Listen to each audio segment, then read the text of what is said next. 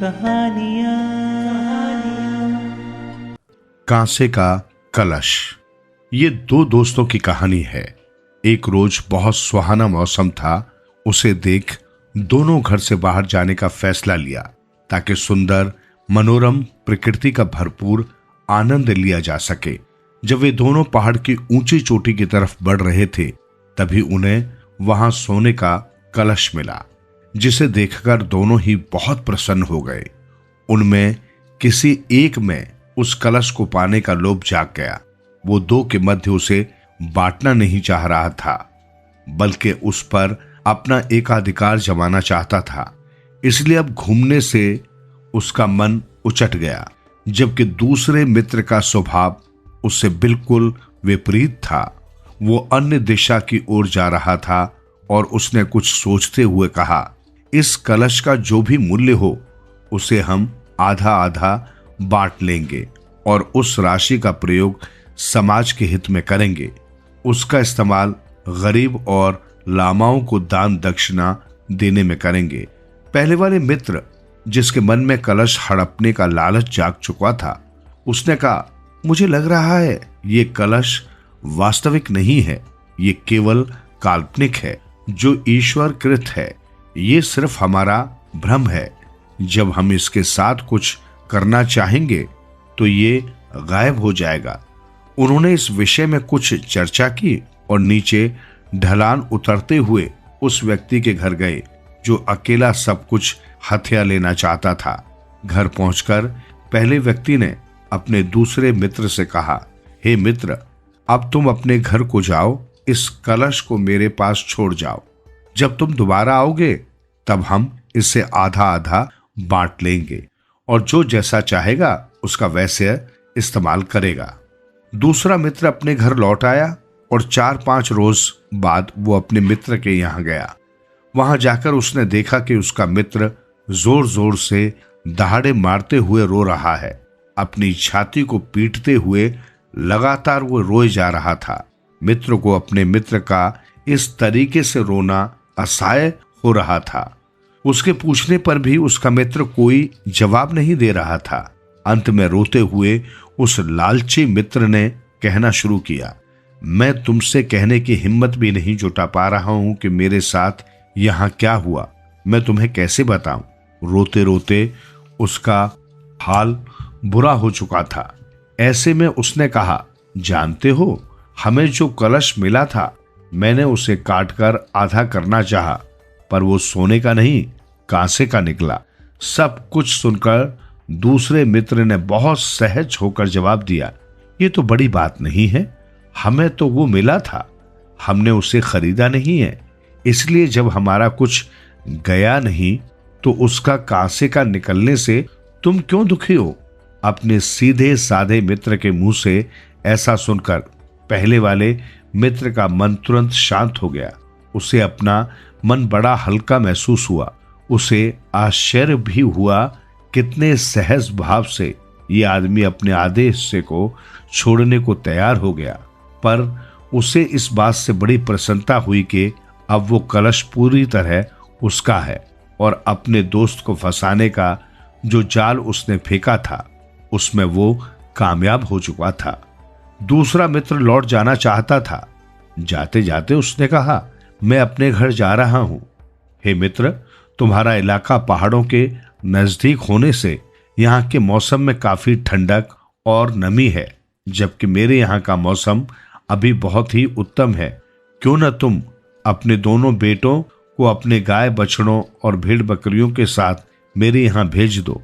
वहां कुछ दिन रहे तो मुझे और उनको दोनों को ही बहुत अच्छा लगेगा। सोने का कलश हाथ लग जाने से वो इतना प्रसन्न था कि बहुत खुशी के साथ उन्हें भेजने को राजी हो गया। राह चलते हुए उन्हें 2 बंदर मिले जिन्हें वे अपने साथ ले गए। दूसरे मित्र ने उन दोनों बंदरों को ट्रेनिंग देनी शुरू कर दिया। उन्हें मित्र के बेटों का नाम दिया और उसी नाम से बंदरों को बुलाना शुरू किया।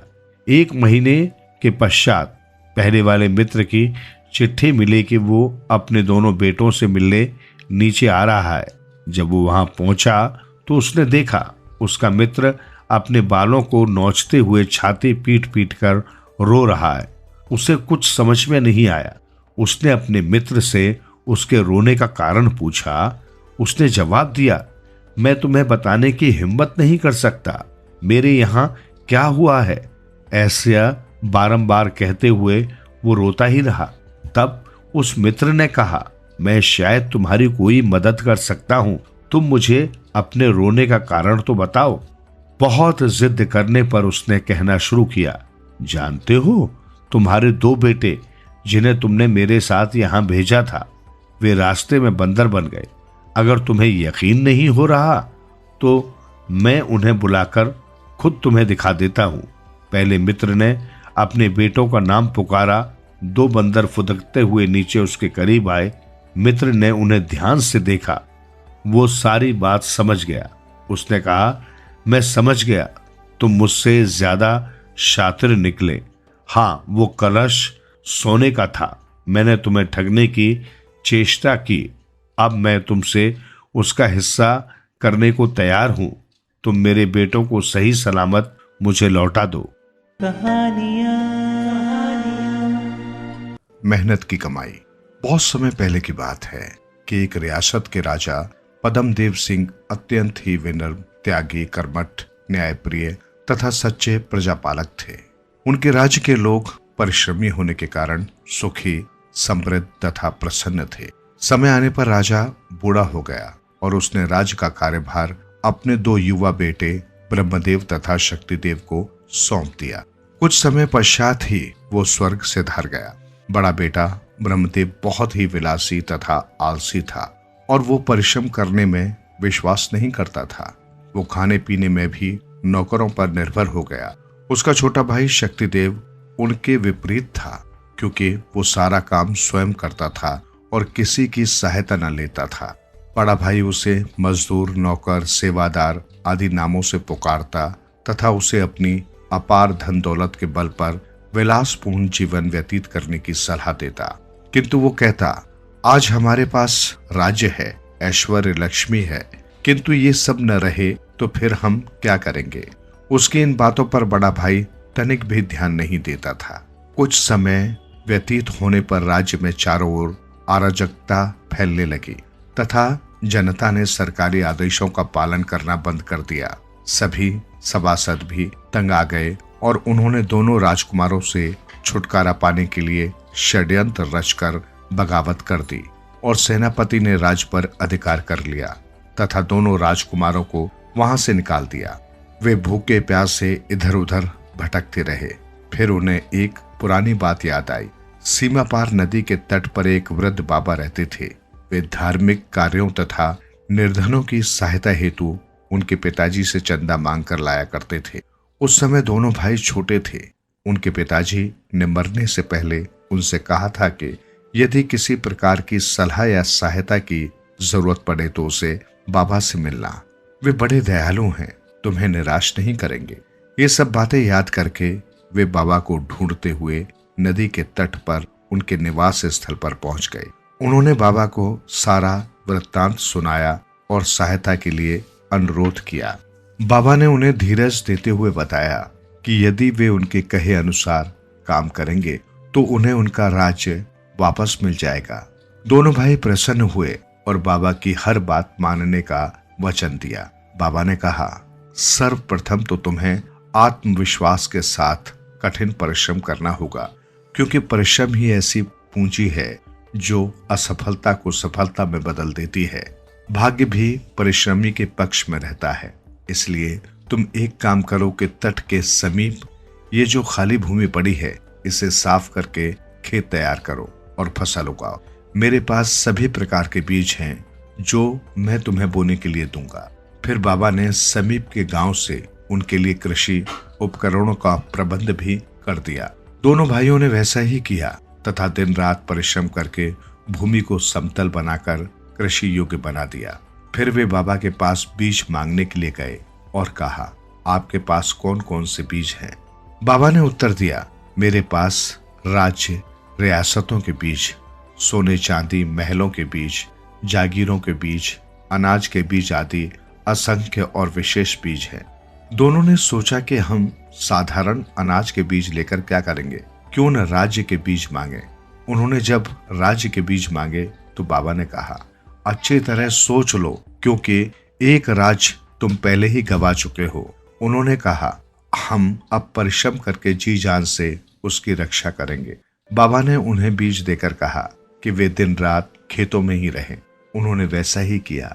समय पर फसल पककर तैयार हो गई, किंतु उन्हें आश्चर्य व दुख हुआ जब उन्होंने देखा कि फसल तो साधारण अनाज की थी।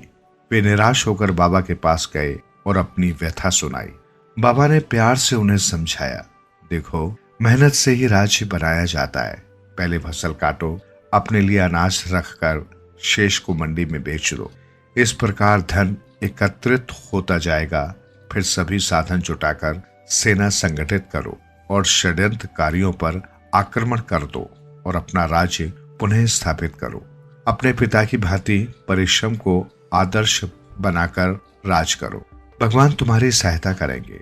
उन्होंने ऐसा ही किया और कुछ ही समय बाद सेनापति से अपना राज फिर से प्राप्त कर लिया। अब दोनों भाई परिश्रम का पर्याय बन चुके थे और इसी के बल पर जनता का मार्गदर्शन करते हुए एक शक्तिशाली तथा समृद्ध राज्य की स्थापना हुई। अतः जीवन में कठिन परिश्रम ही सभी प्रकार की सफलताओं का एकमात्र उपाय है। मन की शांति तथा आत्मिक बल प्रदान करने के लिए भी ये महत्वपूर्ण है। किसे पहले खाऊं। एक जंगल में एक बूढ़ा सियार रहता था।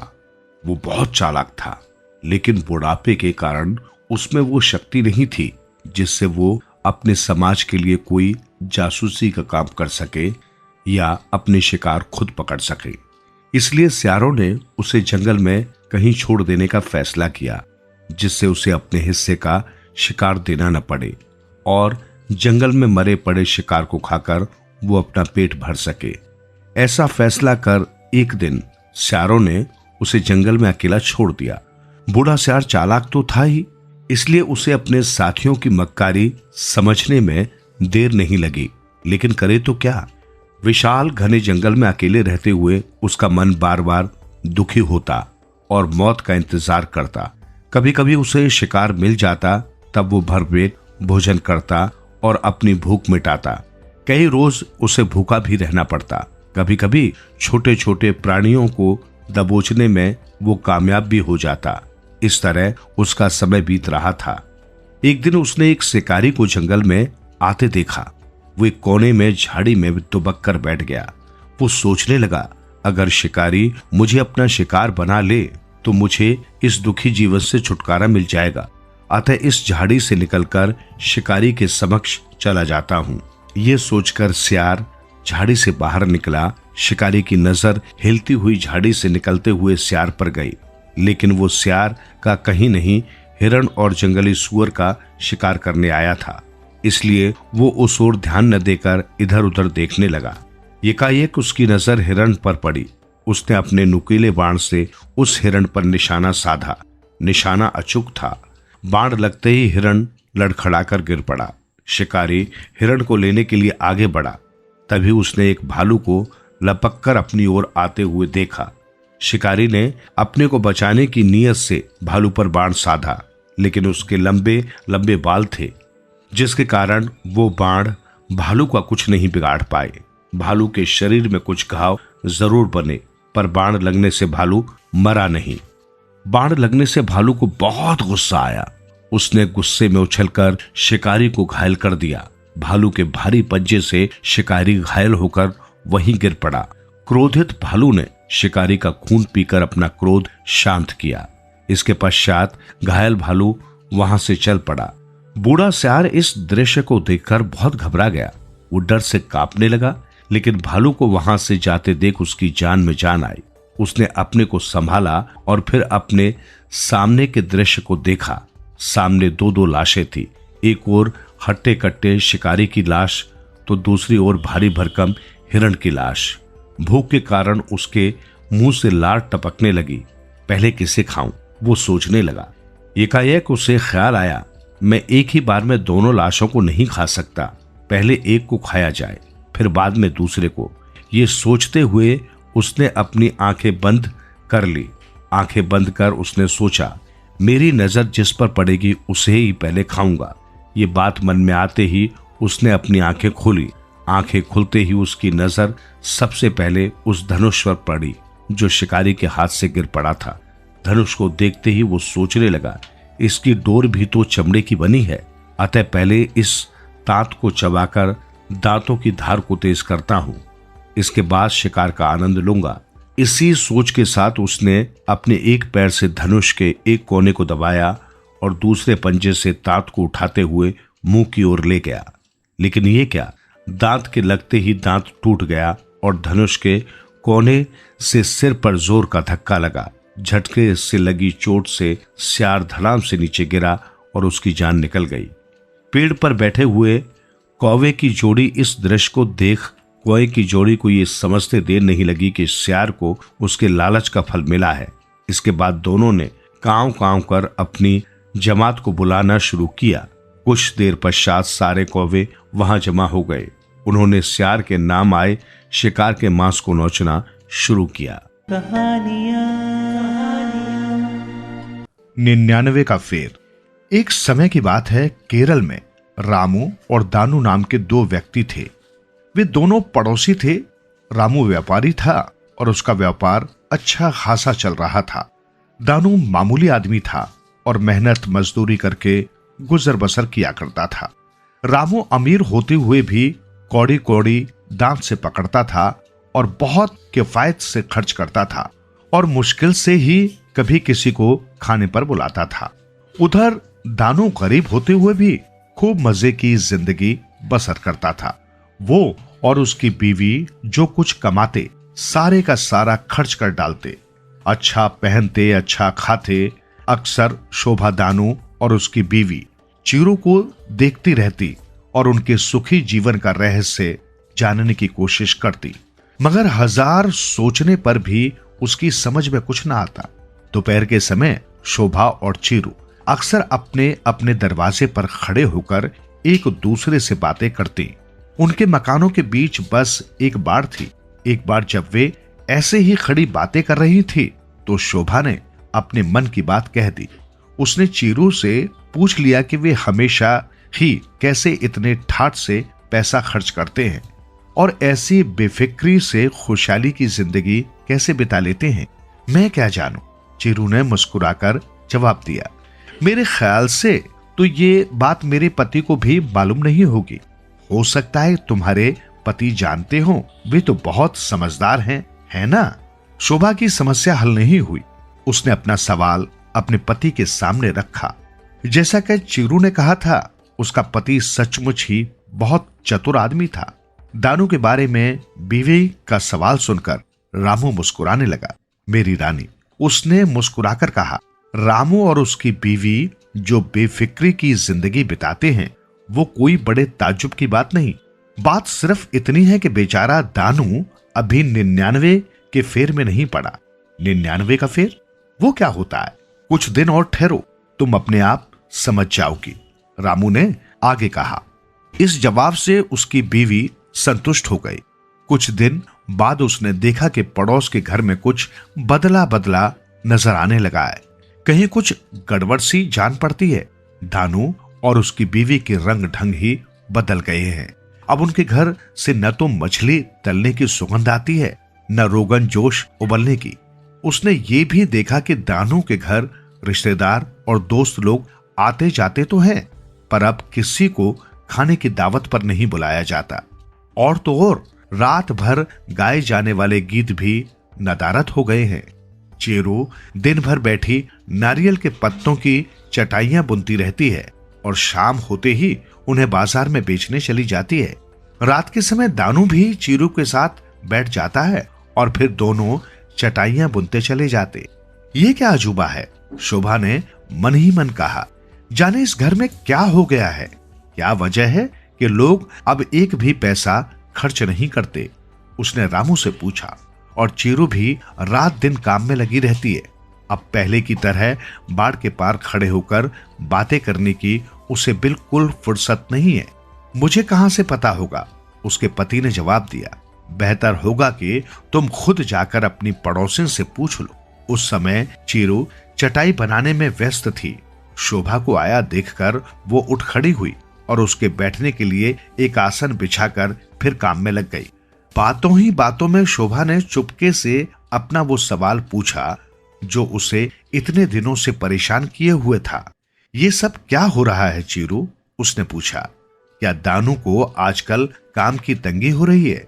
अरे नहीं, चीरू ने जवाब दिया। भगवान की कृपा से उन्हें काफी काम मिल जाता है, लेकिन मैं तो देख रही हूं कि अब कोई भी चीज पहले जैसी नहीं है। शोभा ने कहा, समझ में नहीं आता कि तुमने आजकल मछली और गोश्त पकाना क्यों बंद कर दिया है, गाना बजाना क्यों बंद कर दिया है, दिन भर चटाई बुनती रहती हो और न जाने इतनी परेशान क्यों दिखाई देती हो। कोई खास बात नहीं है, चीरू ने जवाब दिया। बस यूं समझ लो कि अब हमारे रहने का ढंग बदल गया है। नहीं, शोभा ने कहा, कोई न कोई कारण जरूर है। अच्छी बात है तो सुनो, लेकिन किसी से कहना नहीं। चीरू ने आगे कहा, 2-3 हफ्ते पहले की बात है। मेरे पति काम से घर लौट रहे थे। उनके पास अपनी रोज की कमाई का 1.5 रुपया था, लेकिन जैसे ही वे घर के दरवाजे पर पहुंचे तो उन्हें सीढ़ी पर एक छोटी सफेद थैली पड़ी दिखाई दी। उन्होंने थैली उठा ली। थैली भरी थी और उसके अंदर खनखनाहट हो रही थी। मालूम पड़ता था कि उसके अंदर रुपए हैं। कैसी अजीब बात है, शोभा ने कहा। रुपयों की थैली? पूरी बात तो सुनो। चीरू ने अपनी कहानी जारी रखते हुए कहा। वे थैली उठाकर अंदर लाए, झटपट कमरे में घुसे और अंदर से कुंडी बंद कर ली। उस समय मैं रसोई में थी, लेकिन मैंने उनको अंदर आते सुन लिया था। कमरे के पास आकर मैंने दरवाजा खटखटाया। उन्होंने मुझे अंदर आने दिया। अंदर कदम रखते ही मैं समझ गई कि उनकी अजीब हरकतों का कारण क्या है। मेरे सामने चारपाई पर रुपयों का ढेर पड़ा था। वे रुपए उसी सफेद थैली में थे। रुपयों का ढेर? शोभा ने चकित होकर कहा। कितने रुपए थे? हमने उन्हें गिना। चीरू ने अपनी बात जारी रखी। गिनकर देखा तो कुल 99 रुपए थे। 99? शोभा ने पूछा। 100 में एक ही कम। पूरे 100 होने चाहिए थे। नहीं, सिर्फ 99 थे। हमने बड़ी सावधानी से कई बार गिना, मगर वे कुल 99 थे। 99 ही रहे। फिर? शोभा ने पूछा। हमने सोचा कि कैसे अफसोस की बात है, पूरे 100 नहीं बल्कि सिर्फ 99 ही है। तब मेरे पति ने अपनी मजदूरी का 1 रुपया निकाला और 100 पूरी कर दिए। अब हमारे पास सिर्फ 8 आने बचे थे। मुझे दूसरे दिन का खर्च 8 आने ही से चलाना पड़ा। ओह, शोभा ने कहा। दूसरे दिन जब मेरे पति घर वापस आए तो? चीरू ने किस्सा आगे बढ़ाते हुए कहा। कहने लगे कि अब चूंकि हमारे पास पूरे 100 रुपए हैं, इसलिए क्यों न बचत करके उन्हें पूरे 200 बना दे। तब उन्होंने अपनी मजदूरी का 1 रुपया अलग रखकर बाकी 8 आने मुझे दे दिए। तब से आज तक यही सिलसिला चला आ रहा है। ओ, मैं समझ गई, शोभा ने कहा। अब तुम्हारे घर मांस मछली क्यों नहीं बनती, तुम्हारे गीत क्यों बंद हो गए और तुम हर समय इतनी परेशान क्यों दिखाई देती हो। मैं ये भी समझ गई कि तुम दिन रात चटाइयां क्यों बुनती रहती हो। ये 99 के फेर का ही जादू है जिसने सब कुछ बदल दिया है। अपना कौन पराया कौन। बहुत समय पहले की बात है। किसी शहर में 2 घनिष्ठ मित्र राधे श्याम और सीताराम रहते थे। दोनों ही शहर के प्रतिष्ठित व्यापारी थे। आपस में प्रेम तो इतना था मानो 2 सगे भाई हों। जीवन बहुत ही हंसी खुशी से गुजर रहा था कि अचानक राधे श्याम की पत्नी अपने दूधमुही बालक विनोद को छोड़कर दुनिया से चल बसी। उन्हीं दिनों राधे श्याम को व्यापार के सिलसिले में विदेश जाना था। समस्या थी तो उसे नन्हे बच्चे की, जिसे वो अपने साथ ले जा नहीं सकता था। उसने अपनी ये समस्या अपने मित्र सीताराम को बताई। इस पर सीताराम ने कहा, अरे भाई, इसमें परेशान होने की क्या बात है। विनोद को तो हम संभाल लेंगे। मुश्किल में मित्र ही एक दूसरे के काम आते हैं। तुम निश्चिंत होकर विदेश जाओ। राधे श्याम विदेश चला गया। सहयोग से वहां जाकर वो ऐसे मामले में फंस गया कि अपने देश जल्दी वापस ना आ सका। इधर विनोद सीताराम के घर बड़े लाड़ प्यार से पलने लगा। विनोद एक सुंदर, स्वस्थ एवं मनोहर बालक था। सीताराम व उसकी पत्नी को ही वो अपना माता पिता समझता था। सीताराम निसंतान था। उसे भी विनोद से प्यार हो गया था। वो विनोद को अपने बेटे की तरह समझता था। वो अक्सर सोचता, काश ये उसका अपना बेटा होता तो बुढ़ापे की लाठी बनता। समय गुजरता गया। कई सालों बाद जब राधे श्याम अपने देश वापस आया तो सबसे पहले अपने मित्र के घर गया। बोला, मित्र कहाँ है मेरा बेटा, मुझे दिखाओ। अब तो बहुत बड़ा हो गया होगा, इतना बड़ा कि मेरे सामने आ जाए तो मैं पहचान भी न सकूं। राधे श्याम की बात सुनकर सीताराम उदास व गंभीर होकर बोला, मित्र क्या कहूं, कहते हुए मुझे बहुत दुख हो रहा है। तुम्हारा बेटा तो तुम्हारे विदेश जाने के कुछ ही दिनों बाद मर गया था। फिर विनोद को दिखाकर बोला, भगवान की कृपा से जब तुम विदेश में थे हमारे घर भी एक पुत्र ने जन्म लिया। ये बात सुनकर राधेश्याम की आंखों से आंसू आ गए।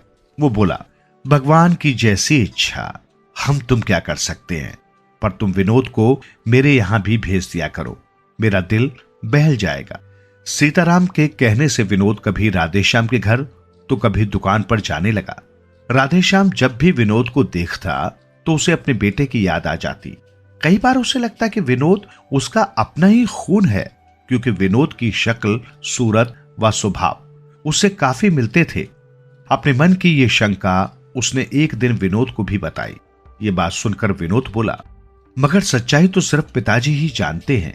जब तक वो अपने मुंह से न कह दें कि मैं आपका बेटा हूं, मैं आपकी बात कैसे मान सकता हूं। राधे श्याम को भी विनोद की बात उचित लगी।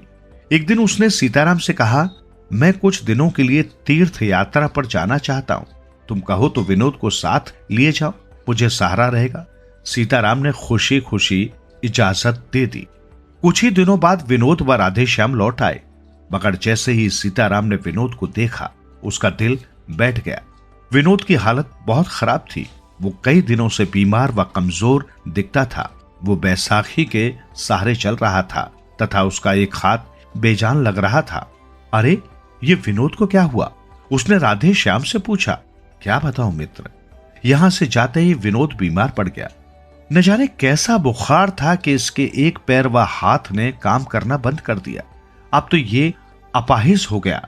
तुम्हारे बुढ़ापे का सहारा बनने के बजाय अब तुम पर बोझ बन गया। लो संभालो इसे। राधे श्याम की बात सुनकर सीताराम बौखला गया तथा बोला, नहीं नहीं, ये सब मेरे बस की बात नहीं। तुम ही संभालो इस अपाहिज को। मेरा बुढ़ापा मत खराब करो। ये तुम्हारा ही बेटा है। मैंने तुमसे झूठ कहा था कि तुम्हारा बेटा मर गया। विनोद तुम्हारा ही बेटा है, मेरा नहीं। सीताराम की बात सुनकर विनोद ने बैसाखी गिरा दी तथा सीधा खड़ा होकर बोला, मैं बिल्कुल ठीक हूं। मैंने तो सिर्फ सच व झूठ का फैसला करने के लिए यह नाटक किया था। अगर आप सचमुच मेरे अपने पिता होते तो मुझे हर हाल में अपना लेते। अब मुझे पता चला है कि मेरा अपना कौन है। आप तो मित्रता के नाम पर भी एक कलंक है। राधे श्याम विनोद को लेकर अपने घर चला गया तथा सीताराम लज्जित हो हाथ मलता रह गया। उल्टे हाथ का कमाल। आशीष, ये तुम उल्टे हाथ से क्या कर रहे हो? अपनी गन साफ करते हुए कर्नल देवराज चौहान ने अपने बेटे आशीष को एक कलरिंग बुक के फुल पेज स्केच पर ऑयल पेस्टल से कलर करते हुए देखकर पूछा। कलर कर रहा हूं, आशीष बोला। पर उल्टे हाथ से क्यों? तुम तो राइट हैंडर हो ना। बचपन से अब तक हमेशा दाएं हाथ से लिखते, खेलते, खाते रहे हो। देवराज चौहान ने कुछ आश्चर्य और कुछ जिज्ञासा से पूछा। हाँ पापा, पर क्रिकेट में मैं बैटिंग तो राइट हैंड से करता हूं, पर पीछे से जब मैं फास्ट बॉलिंग की प्रैक्टिस कर रहा था तो मैंने महसूस किया कि लेफ्ट हैंड से मैं ज्यादा तेज गेंद फेंक लेता हूं। आशीष मुस्कुराते हुए बोला। तो मैंने सोचा क्यों ना बाकी काम भी बाएं हाथ से करके देखूं। और सच पापा, जब मैंने कोशिश की तो पाया, हाँ मैं कर सकता हूं। अपने बाएं हाथ का इस्तेमाल भी बखूबी कर सकता हूं। गुड। देवराज चौहान ने गर्दन टेढ़ी कर शाबाशी वाले अंदाज में पुत्र की ओर देखा। तुम्हें ये तो याद है कि आज संडे है और हर संडे बॉक्सिंग और शूटिंग प्रैक्टिस के लिए तुम्हें अपने दादाजी के फार्म हाउस चलना है। जी पापा, उसके लिए मैंने पूरी तैयारी कर ली है, आशीष ने कहा। तभी आशीष की मम्मी आशा चौहान उसके लिए दूध का गिलास लेकर आई। ये क्या मम्मी, आशीष बुरा सा मुंह बनाकर बोला, आप हमेशा हल्दी वाला दूध पिलाती हो। हाँ तो? आशा चौहान हंसी।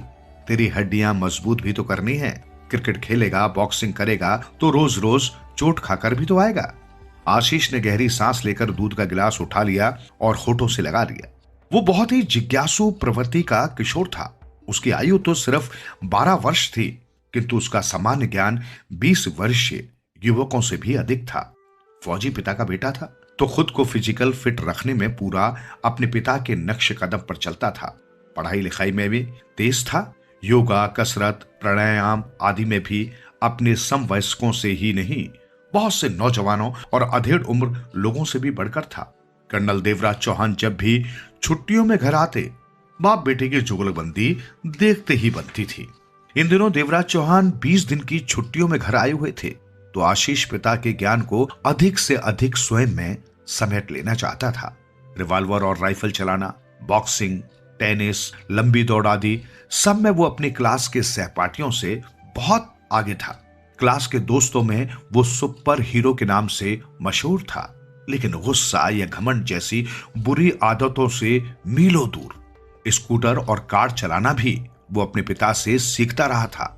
ये और बात है कि फौजी पिता ने अकेले ड्राइव की अभी उसे इजाजत नहीं दी थी। आशीष ने भी आज तक अपने फौजी पिता के अनुशासन के विरुद्ध एक कदम नहीं बढ़ाया था। दोपहर को दादाजी के फार्म हाउस में उसने शूटिंग टारगेट पर दाएं हाथ से निशाना साधते साधते अचानक रिवॉल्वर बाएं हाथ में ले लिया। ये क्या आशीष? देवराज चौहान चीखे, लेकिन तब तक आशीष ने टारगेट पर फायर कर दिया और ये देख देवराज चौहान हक्के बक्के रह गए कि निशाना टारगेट के बीचों बीच लगा था, जबकि आशीष का दाएं हाथ से लगाया निशाना 3 सेंटीमीटर दूर था। आशीष के दोनों हाथों में सटीकता थी, एक तरह से परफेक्शनिस्ट था वो। करीब आकर देवराज चौहान ने आशीष की पीठ थपथपाई। बेटा, एक दिन इंडियन ओलंपिक टीम का हिस्सा बनाऊंगा तुझे। तेरे उल्टे हाथ का कमाल देखकर तो मैं दंग रह गया हूं। समझ नहीं आता तुझे खब्बू बनाऊं या? आशीष हंस दिया। मुझे तो आप जैसा हिम्मती, बहादुर और देश के दुश्मनों से टक्कर लेकर उन्हें धूल चटाने वाला सुपर हीरो बनना है। मेरे हीरो आप हो और मैं तो सबका हीरो बनना चाहता हूं। वाह मेरे शेर, अभी दूध के दांत टूटे देर नहीं हुई, इरादे एवरेस्ट पर पहुंचने के हैं। देवराज चौहान ने बेटे की पीठ थपथपाई। ये हौसला, ये हिम्मत कभी कम न होने देना मेरे लाल।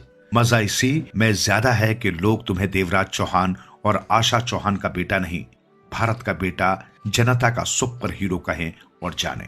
और फिर देवराज चौहान ने अपने बहुगुणी बेटे को सीने से लगा लिया। एक बार आशीष ने अपने पिता से पूछा, पापा, आप मिलिट्री के लोग बहादुरी के बड़े बड़े कारनामे कैसे कर लेते हैं?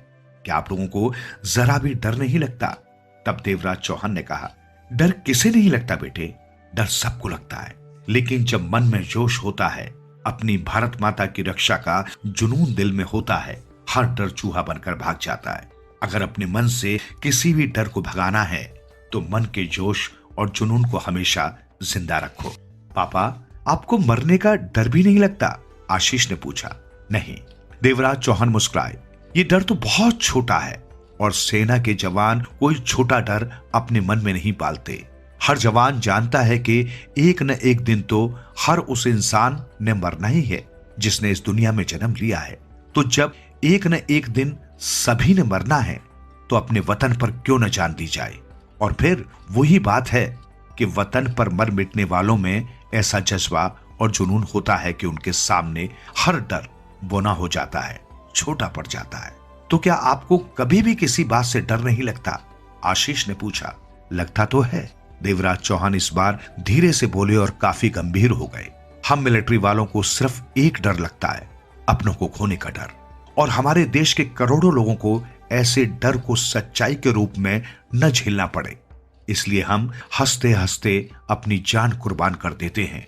अपने बहादुर पिता की बहादुरी पर नाज करते हुए आशीष का बचपन फलता फूलता किशोर अवस्था में आ चुका था और वो भी देश का एक बहुत ही बहादुर जांबाज बनने के सपने देखने लगा था। वक्त बीतता रहा। आशीष हमेशा पढ़ाई लिखाई, खेलकूद, शूटिंग, रेस, डिस्कस थ्रो, तीरंदाजी में कहीं फर्स्ट तो कहीं सेकंड, थर्ड आता रहा। उसके लिए उसके पिता हीरो थे और वो चाहता था कि अपने माता पिता को वो प्राउड फील कराए, लोगों में एक सुपर हीरो का सा नाम कमाए। इसके लिए वो जितनी मेहनत कर रहा था, आज के अधिकांश बच्चे ऐसी मेहनत से जी चुराते हैं। कुछ साल और बीत गए। देश में लूटपाट, राहजनी, चोरी, डकैती और बहुत से अनैतिक अपराधों के अतिरिक्त आतंकवादी गतिविधियां भी बहुत बढ़ गई थी। और ऐसी ही एक घटना तब घट गई जब आशीष अपने स्कूल की पूरी छुट्टी के बाद अपनी बस में बैठा। आशीष के साथ उसका एक बेहद करीबी दोस्त विनय विंडो के साथ वाली सीट पर बैठा था। आशीष की सीट बस की दोनों ओर की सीटों के बीच की गैलरी की तरफ थी, इसलिए उसने अपनी एक टांग बाहर निकाल रखी थी। बस का ड्राइवर अधेड़ आयु का जयसिंह और अटेंडेंट चारू बनर्जी था।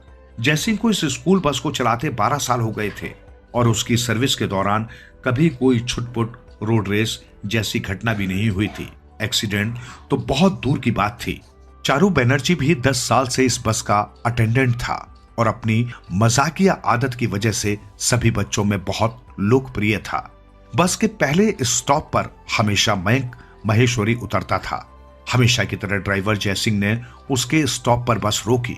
तभी 3 व्यक्ति जिनके आधे चेहरे कोरोना महामारी के दौरान प्रचलित हुए मास्क से ढके हुए थे, अटेंडेंट चारू बनर्जी को तेजी से धक्का देते हुए बस में घुसे। तीसरे व्यक्ति ने घुसते ही बस का गेट बंद कर दिया और तभी अचानक तीनों व्यक्तियों के हाथों में रिवॉल्वर चमकने लगे और उनमें से सबसे पहले बस में दाखिल होने वाला ड्राइवर जयसिंह के सिर पर रिवॉल्वर सटाकर दहाड़ा। कोई शोर नहीं और बस जिधर मैं कहूं अब उधर जाएगी। दूसरा रिवॉल्वरधारी अपना रिवॉल्वर हिलाते हुए अपनी अपनी सीटों पर बैठे सभी छात्रों से संबोधित हुआ। बच्चों, हम तुम लोगों को कोई नुकसान नहीं पहुंचाना चाहते, इसलिए जिस किसी के पास भी मोबाइल हो, चुपचाप मोबाइल निकालो और मोबाइल वाला अपना हाथ ऊपर कर लो। हमारे स्कूल में मोबाइल अलाउड नहीं है, एक छात्र ने कहा। फिर भी बहुत से स्टूडेंट चोरी छिपे मोबाइल लाते हैं, तो ऐसे सभी बच्चे अपने मोबाइल निकालकर हाथ में मोबाइल लेकर हाथ ऊपर उठा लें, वरना किसी ने हाथ नहीं उठाया और तलाशी में उसके पास मोबाइल निकल गया तो मैं उसे तत्काल शूट कर दूंगा। तीसरा रिवॉल्वरधारी इतना कहकर बारी बारी से हर सीट के करीब आकर पूछने लगा, तुम्हारे पास मोबाइल है? फिर वो सीट पर बैठे दोनों छात्रों की जेबों और बैग को हाथ लगाकर चेक करता और आगे बढ़ जाता। तीसरा गनमैन इस दौरान बस के निकासी गेट पर खड़ा रहा। ड्राइवर जयसिंह, जो कि अजनबी लोगों को बस में चढ़ता देख चिल्लाने ही वाला था कि अरे कहां घुसे आ रहे हो, ये स्कूल बस है। बदमाशों की तेजी की वजह से उसके शब्द हल्क में ही घुट गए और अब वो पहले गनमैन के निर्देश पर बस चला रहा था। बस में बैठे बच्चों में कुछ शांत थे, कुछ डरे हुए, तो कुछ को रोना भी आने लगा था। लेकिन आशीष एकदम लापरवाही की मूर्ति बना सिर झुकाए ऊँघने लगा था। सभी छात्रों के निकट आकर बात करने वाला दूसरा रिवॉल्वरधारी आशीष की सीट के निकट आया। दाएं हाथ में रिवॉल्वर संभाले उसने बाएं हाथ से आशीष को हिलाते हुए पूछा, तेरे पास मोबाइल है? और इससे पहले कि वो आशीष की जेब चेक करता, बिजली सी कौंध गई। आशीष का दाएं हाथ का पावरफुल बॉक्सिंग पंच उसके थोबड़े पर पड़ा और बाएं हाथ से उसका रिवॉल्वर छीन आशीष ने धाएं धाएं 2 फायर कर दिए और गोलियां पहले और तीसरे रिवॉल्वरधारियों के रिवॉल्वर वाले हाथ पर लगे। रिवॉल्वर उनके हाथ से छूट गए, लेकिन रिवॉल्वर का ट्रिगर दबाने के साथ ही आशीष अपनी सीट से उछलते हुए चीख उठा, पकड़ो मारो। और जो छात्र अब तक डरे और शांत थे, तूफान की तरह तीनों रिवॉल्वरधारियों पर टूट पड़े। ड्राइवर अंकल, आशीष चिल्लाकर बोला, बस को पास के थाने में ले चलो। जयसिंह ने ऐसा ही किया। अगले दिन सभी समाचार पत्रों और टीवी चैनल्स की प्रमुख खबर थी कि एक स्कूली छात्र आशीष चौहान ने अपने उल्टे हाथ से गजब का कमाल किया और अपनी मांगे मनवाने के लिए स्कूली बस को अगवा करने वाले 3 खतरनाक आतंकवादियों को धूल चटा दी। आशा चौहान को जब ये खबर बधाई देने वाले आए, अपने कई पड़ोसियों के साथ साथ बार बार टीवी चैनल पर देख रही थी। उनकी एक पड़ोसिन मंजीत कौर बोली, आशा तेरा मुंडा तो बड़ा बहादुर है। हाँ, क्योंकि उसका बाप मिलिट्री का एक बहुत ज्यादा बहादुर सैनिक है। बच्चों को बहादुर तो उनके बाप ही बनाते हैं, माएं तो कलेज का टुकड़ा बनाकर आंचल में छिपा कर रखती हैं। अपवाद भी होगी, पर मैं तो ऐसी ही हूं। आशीष मेरे कलेजे का टुकड़ा है, आशा चौहान बोली। कहते हैं एक दिन आशीष को लगा उसका बायां हाथ दाएं हाथ से भी बेहतर काम करता है, तो उसने बाएं हाथ से भी लिखने, बॉक्सिंग, शूटिंग की प्रैक्टिस आरंभ कर दी। नहीं जानता था उसके उल्टे हाथ का कमाल एक दिन उसे अखबारों और टीवी चैनल्स की सुर्खियां बना देगा। बहादुरी की प्रेरणा देती एक बहादुर बच्चे की रोमांचक गाथा। राजा जिमुतवाहन। इसके बाद बेताल राजा को एक अन्य कहानी सुनाने लगा। बहुत समय पहले की बात है। हिमाचल प्रदेश में जिमुतवाहन नामक एक राजा शासन करता था। वो बहुत धार्मिक स्वभाव वाला था। राजा के एक बेटा था अग्निवाहन। वो बहुत दुष्ट स्वभाव का था। एक दिन जब राजा दरबार में बैठा था तो अग्निवाहन वहां जाकर अपने पिता से बोला, मैं सिंहासन पर बैठना चाहता हूं, बेहतर होगा कि आप मुझे राजा बना दे। ये सुनकर राजा और उसके दरबारी हैरान हो गए। जिमुतवाहन शांति प्रिय शासक था। उसे अपने बेटे से बहुत प्यार था, इसलिए वो सिंहासन से उतर आया। इसके बाद उसने ऐलान कर दिया कि वो तपस्या करने के लिए जंगल में जा रहा है। इधर राजा बनते ही अग्निवाहन प्रजा पर अत्याचार करने लगा। लोग बहुत नाराज हुए। उधर जिमुतवाहन वन में तपस्या कर रहा था। तभी एक औरत रोती हुई उसके पास गई और कहा, मेरा एक ही बेटा है। एक राक्षस ने आज रात उसे खाने की धमकी दी है। उसने कल आकर कहा था कि अपने बेटे को मेरा भोजन बनने के लिए तैयार रखना। अगर ऐसा नहीं किया तो मैं सबको खा जाऊंगा। वो औरत बहुत जोर जोर से रो रही थी। राजा ने उसे दिलासा दिया तो वो थोड़ा शांत हुई। राजा ने उससे कहा, मैं तुम्हारा बेटा बनकर बैठ जाऊंगा। जब राक्षस आए तो तुम बता देना कि ये मेरा बेटा है। वो औरत ऐसा नहीं करना चाहती थी, लेकिन राजा ने उसे इसके लिए तैयार कर लिया। जब राक्षस उस औरत के बेटे को खाने आया तो राजा ने स्वयं को उसके आगे कर दिया। राक्षस ने राजा को खा लिया और उस औरत के बेटे की जान बच गई। राजा उस औरत के बेटे के वेश में था। राक्षस ने उसे एक आम आदमी समझा और देखते ही देखते खा गया। वो औरत अपने बेटे को लेकर वहां से चली गई। राजा जिमुतवाहन ने उस औरत के बेटे की जान बचाने के लिए अपनी जान गंवा दी। बेताल ने राजा विक्रमादित्य को यह कहानी सुनाकर कहा, विक्रम, तुम राजा के बलिदान के बारे में क्या कहोगे? राजा ने उत्तर दिया, मुझे नहीं लगता कि राजा जिमुतवाहन ने अपना बलिदान देकर कोई भला काम किया है। उसने तो मोक्ष पाने के लिए ही ऐसा किया। जिमुतवाहन अपने दुष्ट बेटे के बारे में सब कुछ जानता था, फिर भी बेटे के धमकाने पर उसने अपना राज्य उसे सौंप दिया। अग्निवाहन के अत्याचारों से सारी प्रजा दुखी थी और अनेक कष्ट सह रही थी। क्या जिमुतवाहन को उसके इस कार्य के लिए क्षमा किया जाना चाहिए? यदि वो चाहता तो अपने दुष्ट पुत्र से राज्य का शासन वापस लेकर अपनी प्रजा की रक्षा कर सकता था, लेकिन उसे तो मोक्ष पाना था। उसे दूसरों के कष्ट से क्या लेना देना था, इसलिए उसने अपने को राक्षस के हवाले कर दिया। बेताल ने कुछ देर सोचकर कहा, मुझे लगता है तुमने सही उत्तर दिया है, लेकिन तू बोला इसलिए मैं वापस चला। फिर बेताल राजा के कंधे से उड़कर पीपल के पेड़ की ओर चल दिया और राजा तलवार लेकर उसके पीछे दौड़ने लगे। पति का पूजन। एक गांव में एक औरत अपने पति को रोजाना 10 जूते मारा करती थी। उसके एक शादी के लायक बेटी थी जिसके वर की खोज जारी थी। लड़की रूपवती थी, किंतु मां के अपने पति को जूता मारने की वजह से लोगों को डर था कि कहीं बेटी भी ऐसी ना हो। इस कारण कोई भी उसके साथ विवाह करना नहीं चाहता था। तेनालीराम की कीर्ति से दरबारी ही नहीं, उसके रिश्तेदार भी जलते थे। उन्होंने अपना बैर निकालने के लिए यह अच्छा अवसर समझा। एक दिन जब तेनालीराम सब कामों से निपटकर अपने घर में बैठे थे, पुरोहित उनसे मिलने आया। तेनालीराम ने आदर के साथ उसको बिठाया। थोड़ी देर इधर उधर की बातों के बाद पुरोहित बोला, वो रमाबाई जो अपने पति विष्णु शर्मा को नित्य 10 जूते मारती है, उसको तो आप जानते ही होंगे। उसकी एक बहुत रूपवती बेटी है, उसे कोई विवाह नहीं करता। सबको ये भय है कि उसमें माता के से आचरण न हो। यदि आप उससे विवाह कर लें तो आपकी बड़ी प्रशंसा होगी। तेनालीराम ने उसका मतलब समझ लिया और कहा, आपका कहना ठीक है, परंतु मेरा विवाह हो चुका है और दूसरा करने का विचार नहीं है। किंतु मेरा एक छोटा भाई है जो इन दिनों काशी पढ़ने गया है। यदि उसके साथ उस लड़की का रिश्ता हो सकता है तो मैं तैयार हूँ। ये सुनकर पुरोहित जी प्रसन्न होते हुए रमाबाई के घर गए और अपने आने का मतलब कह सुनाया। सुनते ही रमाबाई बहुत प्रसन्न हुई और उसने तेनालीराम के भाई को लड़की देना स्वीकार कर ली। उसने विवाह का दिन निश्चित करने की भी पुरोहित को अनुमति दे दी। पुरोहित ने दिन निश्चित कर तेनालीराम को जाकर बता दिया। तेनालीराम के कोई छोटा भाई न था। जब विवाह पक्का हो गया तब वो अनाथ बालक को ढूंढने लगे। ढूंढते ढूंढते 2-3 दिन में उनको 20 वर्ष का एक युवक मिल गया जो बहुत पढ़ा लिखा था। वो पेट पालने की चिंता में विजयनगर आया हुआ था। तेनालीराम ने उस युवक को घर पर टिका लिया।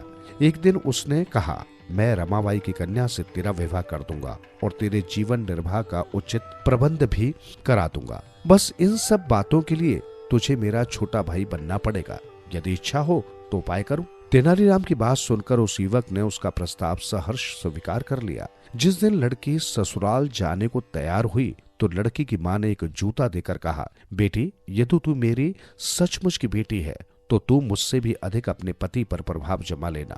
मैं अगर अपने पति को 10 जूते रोज मारती हूँ तो तू 15 मारना, तभी तू मेरी सही बेटी कहलाएगी। लड़की ने मां की बात स्वीकार कर ली। उधर तेनालीराम ने पूरी योजना तैयार कर ली थी। पहले उसने अपना रूप ऐसा धरा कि लड़की देखते ही थर थर कांपने लगी। फिर लड़के को भी चिड़चिड़े स्वभाव का बनकर रहने को कहा। तेनालीराम और अपने पति के चिड़चिड़े स्वभाव को देखकर उस लड़की ने भय के मारे जूता चुपके से कोने में डाल दिया।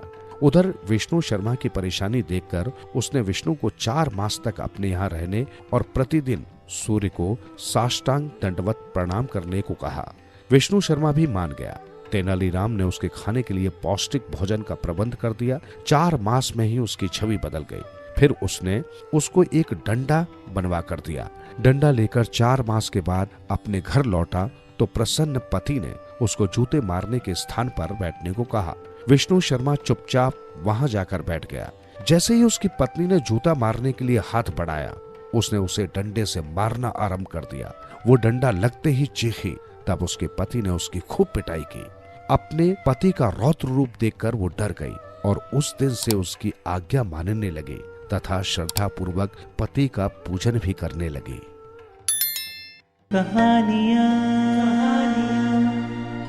पासा पलट गया। मिथिला नरेश का सबसे छोटा बेटा बहुत गप्पी था। उसके 2 मित्र थे, एक राज के दीवान का बेटा, दूसरा एक धनी व्यापारी का पुत्र। तीनों में खूब पड़ती थी क्योंकि राजकुमार के वे दोनों मित्र भी उसी की भांति गप्पी थे। एक दिन बातों ही बातों में तीनों में स्वयं को सबसे बड़ा गप्पी साबित करने की शर्त लग गई। तीनों में यह भी तय हुआ कि जो दूसरे की बात को झूठी कहेगा उसे 100 रुपए का दंड देना होगा। सबसे पहले दीवान के बेटे की बारी आई। उसने कहा, मेरे पितामह यहाँ के राजा थे और वर्तमान राजा के पिता मेरे पितामह के पास सेवक का कार्य किया करते थे। ये सुनते ही राजकुमार उछलकर खड़ा हो गया। बोला, ये बिल्कुल झूठ है। यहाँ के राजा आरंभ से ही मेरे परिवार के सदस्य रहे हैं। मेरे पितामह ने कभी किसी के यहाँ सेवक का कार्य नहीं किया। इस पर दीवान के पुत्र ने झट से अपनी हथेली आगे कर दी। बोला, अगर ये बात झूठ है तो निकालो 100 रुपए। शर्त के अनुसार राजकुमार को रुपए देने पड़े। अब व्यापारी के पुत्र की बारी आई। उसने गंभीर मुद्रा बनाकर कहा, एक बार मिथिला के एक राजा बहुत ही गरीब हो गए थे। इतने गरीब कि वे एक बार अपने पुत्र के साथ मेरे दादा के यहाँ भीख मांगने के लिए आए थे। ये सुनते ही राजकुमार का मुंह लाल हो गया। तेज स्वर में व्यापारी के पुत्र को घुड़कते हुए बोला, ये भी सरासर झूठ है। मेरे पितामह अथवा प्रपितामह के साथ ऐसी नौबत कभी नहीं आई। यदि मेरी बात झूठ है तो निकालो 100 रुपए। शर्त के अनुसार मैं जीत गया और तुम हार गए। व्यापारी के पुत्र ने कहा। राजकुमार को उसे भी 100 रुपए देने पड़े। अब राजकुमार की बारी आई। वो बोला, अभी मुझे महल वापस लौटना है, अतः ये बात कल तय करेंगे। दोनों ने उसकी बात मान ली और अपने अपने घर को चले गए। सारी रात राजकुमार इसी उधेड़-बुन में लगा रहा कि कल कैसे अपने दोनों मित्रों को पराजित कर उनसे पैसे वापस लिए जाए। जब उसकी समझ में कुछ नहीं आया तो उसने गोनू झा को बुलवाया और उसे अपनी समस्या बताई। सुनकर गोनू ने मुस्कुराकर कहा, अब आप निश्चिंत हो जाइए। मैं उनसे आपके पैसे निकलवा लूंगा। बस तुम इतना करना कि अपनी जगह मुझे कहानी कहने के लिए उन्हें रजामंद कर लेना। निश्चित समय पर वे तीनों फिर इकट्ठे हुए। व्यापारी के पुत्र और दीवान के बेटे को गोनू की उपस्थिति पर कोई ऐतराज न हुआ। उन्होंने राजकुमार की जगह पर गोनू की गप सुनने की सहमति व्यक्त कर दी। गोनू ने गप सुनानी आरंभ की। बोले, एक बार मिथिला राज्य में भीषण सूखा पड़ गया, अकाल की स्थिति पैदा हो गई, लोग अन्न के लिए त्राही त्राही करने लगे। तब राजा ने एक उपाय सोचा। उन्होंने ये लिखवा कर के स्थिति ठीक हो जाने पर लोग उनका दिया हुआ अन्न चुका देंगे। लोगों में अन्न बांटना शुरू कर दिया। तुम दोनों के दादा भी राज दरबार में पहुंचे और राजा से अन्न देने की प्रार्थना की। राजा सब लोगों को एक एक मन गेहूं दे रहे थे, किंतु तुम दोनों के दादा जब ज्यादा गिड़गिड़ाए तो उन्होंने 10-10 मन अन्न देना स्वीकार कर लिया। अब तो वे दोनों रहे नहीं, किंतु उनकी संतानें इतनी नालायक और कृतिघ्न निकली कि उन्होंने राजा का दिया हुआ अन्न कभी लौटाया ही नहीं। इस विषय में उनके लिखे हुए कागज अब भी राज्य के रिकॉर्ड में उपलब्ध है। महाराज जल्द ही उनके परिवार वालों को सम्मन भेजने का मन बना रहे हैं। इतना सुनना था कि दीवान पुत्र और व्यापारी का बेटा उछल पड़े। दोनों एक साथ बोले, ये बात बिल्कुल झूठी है। हमारे दादा या पिता ने कभी इस बात का जिक्र तक नहीं किया। तो फिर निकालो 100-100 रुपए। गोनू ने मुस्कुराकर कहा, और यदि सत्य मानते हो तो 10-10 मन गेहूं चुकता करो। दोनों शर्त हार गए थे, इसलिए उन्होंने रुपए देने में ही अपनी भलाई समझी। चुपचाप जेबों से निकालकर 200 रुपए गोनू के हाथ में पकड़ा दिए। गोनू ने वे रुपए राजकुमार को देने चाहे, लेकिन उसने ये कहकर रुपए वापस कर दिए कि वे इन रुपयों को अपना इनाम समझकर स्वीकार करे। घृणा पात्र। काशी यात्रा की वापसी में अगले दिन वे श्यामगढ़ नाम के नगर में पहुंचे। ठहरने की व्यवस्था एक धर्मशाला में की गई। पटेल ने उसे पैसे देकर बाजार से अपना बुलाखी का तथा घोड़े का खाने का सामान लाने के लिए शहर भेजा। बुलाखी जब सारी चीजें खरीद कर लौटा तो एक विचित्र दृश्य भी देख आया। रात को जब भोजन आदि से निर्वित होकर दोनों सोने को तत्पर हुए तो बुलाखी ने वो नई खबर पटेल को सुनाई।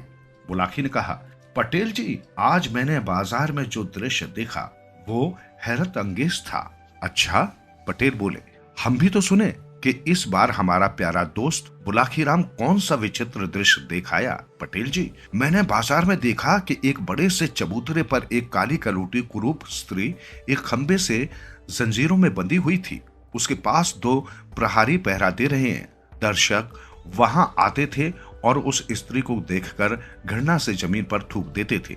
न जाने क्या अपराध किया था उस स्त्री ने जो वो लोगों की घृणा का पात्र बन गई थी। बुलाखी ने बताया।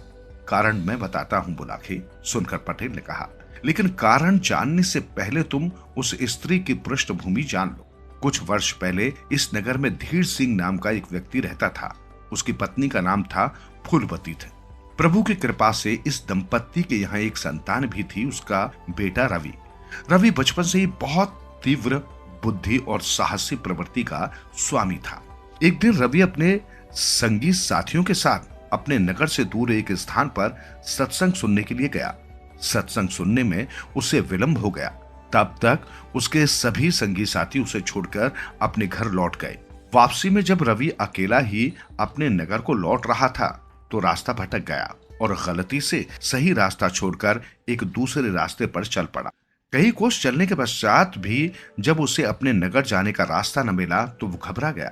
वो प्रातः घर से खाना खाकर चला था और अब वो संध्या होने को थी, इसलिए उसे भूख भी लगी हुई थी। उसने दूर दूर अपनी निगाहें दौड़ाई, लेकिन कहीं भी जीवन के चिन्ह नजर नहीं आए। तब वो लगातार आगे ही बढ़ता गया। कुछ और आगे जाने पर मार्ग से दाईं ओर हटकर उसे एक घने वृक्षों का कुंज दिखाई पड़ा। पानी मिलने की आशा में जब वो उसी कुंज की तरफ चल पड़ा, वो कुंज में पहुंचा तो उसकी नजर एक ऐसे सरोवर पर पड़ी जिसका पानी धीरे धीरे सूखता जा रहा था। अधिकांश सरोवर का जल सूख चुका था, किंतु कहीं कहीं कुछ ऐसे गड्ढे शेष थे जिनमें अभी भी पानी भरा हुआ था। सबसे पहले तो रवि ने उन गड्ढों से जल लेकर अपनी प्यास बुझाई। फिर वापस आकर उस कुंज में ये देखने लगा कि किस वृक्ष पर पके हुए फल लगे हैं। उन पेड़ों पर तो उसे फल दिखाई न दिए अलबत्ता एक ऐसी झाड़ी उसे दिखाई दे गई जिसके चारों ओर बेलें फैली हुई थी। उन बेलों पर टमाटर जैसे आकार के पके हुए फल लटक रहे थे। रवि ने एक फल को तोड़कर चखा। फल उससे स्वादिष्ट लगा तो और भी फल तोड़ लिए और उन्हें खाकर अपनी भूख मिटाई। अब उसे चिंता हुई रात व्यतीत करने की। सूरज डूब चुका था। रात्रि का अंधकार पूरी जंगल में फैलने लगा था। नीचे सोने में जंगल के हिंसक जीवों का डर था। अतः वो एक मोटे से वृक्ष पर चढ़ गया और उसकी मोटी सी एक शाखा पर लेटकर सारी रात गुजार दी। प्रातः भोर की रोशनी फूटी तो वो नीचे उतरा। फूलों की रविश में अचानक उसकी निगाह एक ऐसी कली पर पड़ी जिसका रंग सोने के समान था। उत्सुकतावश उसने वो कली तोड़कर जेब में रख ली और वापस लौट पड़ा। अभी वो कुछ ही दूर गया था कि उसे अपनी जेब भारी लगने लगी। कली जेब से निकाली तो वो उसे बहुत भारी लगी। तब उसने वो कली नीचे फेंक दी। कली का नीचे गिरना था कि वहां जैसे भूकंप आ गया। कली एक काली कुरूप डायन के रूप में बदल गई। वो डायन रवि को खाने के लिए झपट पड़ी। रवि अपनी जान बचाने के लिए तेजी से आगे दौड़ पड़ा। जैसा कि मैं कह चुका हूं, रवि में साहस की कोई कमी नहीं थी, किंतु साहस भी वो कहां दिखा था। उसका सामना था एक मायावी डायन से जो उसे समूचा ही निगल जाने के लिए तत्पर थी। ऐसे में उसे सही सूझा कि किसी तरह उस डायन से अपनी जान बचानी चाहिए। अब आगे आगे रवि और पीछे पीछे मुंह फाड़े विकराल दांत निकाले वो काली कलूटी डायन, दोनों में तेज दौड़ने का मुकाबला आरंभ हो गया। संयोगवश कुछ ही आगे चलकर उसे इस नगर का राजा दिखाई दे गया जो एक हाथी पर सवार होकर वहां से गुजर रहा था। भागता हुआ रवि राजा के पास पहुंचा और उससे प्रार्थना की, दुहाई है अन्नदाता, आप मेरे जीवन की रक्षा कीजिए। राजा ने उसे तसल्ली दी और पूछा, तुम्हें किस चीज का भय है युवक? अन्नदाता, एक काली कलूटी भयंकर आकार वाली डायन बहुत देर से मेरा पीछा कर रही है। वो मुझे खा जाना चाहती है। बस कुछ ही पल में वो यहाँ पहुंचने ही वाली है। रवि ने कहा, मेरे रहते तुम्हें डरना नहीं चाहिए युवक। राजा बोला, फिर भी तुम डायन के प्रति शंकित हो तो मेरे हाथी पर बैठ जाओ। डायन यदि आई तो उससे मैं मुकाबला करूंगा। ये कहकर राजा ने हाथी को इशारा किया जिसने अपनी सूंड के द्वारा रवि को अपने ऊपर चढ़ा लिया। बुला के उस डायन ने राजा को देख लिया था। राजा को देखकर एक विचार उसके मन में कूंधा। वो सोचने लगी किस प्रकार इस राजा को ही फंसाऊं ताकि इसके महल में पहुंचकर मुझे रोज ही नर मांस खाने को मिल जाए। ये सोचकर उसने एक बेहद रूपवती स्त्री का वेश बनाया और राजा के मार्ग पर कुछ आगे जाकर खड़ी हो गई। राजा जब वहां पहुंचा तो उसने दोनों हाथ जोड़कर राजा से प्रार्थना की, अन्नदाता, मेरा न्याय कीजिए। वो व्यक्ति जो आपके पीछे बैठा है मुझे मेरे माता पिता के पास से बहला फुसलाकर भगा लाया है। इसने मुझसे वादा किया था कि अपने घर पहुंचकर ये मेरे साथ विवाह कर लेगा, लेकिन अब इसकी नीयत बदल गई है और मुझे इस जंगल में अकेली छोड़कर भाग जाना चाहता है। नहीं नहीं महाराज, रवि बोल पड़ा, ये स्त्री झूठ बोलती है। मैं तो इसे जानता तक नहीं। अब से पहले तो मैंने इसकी सूरत भी नहीं देखी थी। दोनों वादी प्रतिवादियों की बात सुनकर राजा सोच में पड़ गया। उसने कहा, ठीक है, तुम भी आकर हमारे पास बैठ जाओ। नगर में चलकर हम तुम दोनों का न्याय करेंगे। ये सुनकर वो स्त्री भी हाथी के हौदे पे आ बैठी। बुलाकी राजा क्योंकि उस स्त्री के रूप लावण्य पर मोहित हो चुका था, अतः उसने रवि को तो नगर के बाहर ही उतार दिया और उस स्त्री को अपने महल में ले आया। वहां उसके साथ विवाह कर लिया और रहने के लिए एक अलग महल की व्यवस्था कर दी। उस स्त्री रूपी डायन को जैसे मुंह मांगी मुराद मिल गई। उसने एक एक कर गए महल के सेवकों को ही खाना शुरू कर दिया। रात के समय जब महल के सभी निवासी सो रहे होते तो वो डायन बाहर निकलती और जो भी सेवक या सेविका उसे एकांत में दिखाई दे जाते उसे ही चट कर जाती। आरंभ में तो राजा को कोई शक नहीं हुआ, लेकिन जब महल के कर्मचारियों की संख्या घटने लगी तो वो चौंका। तब उसने शहर में मुनादी करवा दी कि जो भी व्यक्ति इस रहस्य का पता बताएगा कि हमारे महल के कर्मचारियों की संख्या में अचानक कमी क्यों हो रही है, हमारे कर्मचारी आखिर जा कहां रहे हैं, हम उस रहस्य को बताने वाले को ढेर सारा इनाम देंगे। साथ ही राज दरबार में उसकी नौकरी पक्की कर दी जाएगी। ये मुनादी रवि ने भी सुनी। वो राजा के दरबार में पहुंचा और राजा से कहा, अन्नदाता, मैं वही नौजवान हूँ जिसने एक दिन जंगल में एक डायन से अपनी रक्षा की प्रार्थना की थी। मैं आपको ये बताने आया हूँ कि वो डायन अब भी आपके ही महल में मौजूद है। हमारे महल में? सुनकर राजा को हैरानी हुई।